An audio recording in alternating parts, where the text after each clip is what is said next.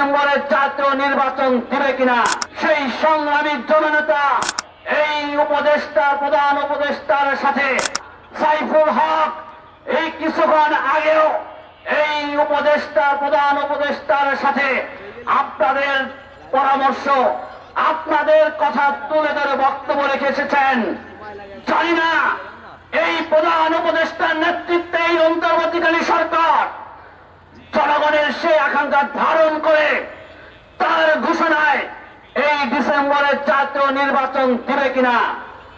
আমরা জনগণের মালিকানায় বাংলাদেশ জনগণের হাতে ফিরিয়ে দেওয়ার আহ্বান জানাই।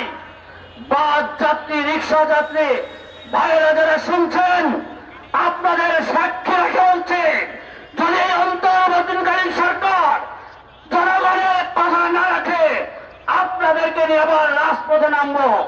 রাজপথে নেমে জনগণ অধিকার বাস্তবায়ন করে আমরা ঘরে ফিরব। সংগ্রামী বন্ধুগণ, এখন আপনাদের উদ্দেশ্যে বক্তব্য রাখবেন বিপ্লবী ওয়ার্কার্স পার্টির সংগ্রামী সাধারণ সম্পাদক গণতন্ত্র মঞ্চের অন্যতম নেতা 16 বছর 36 দিনের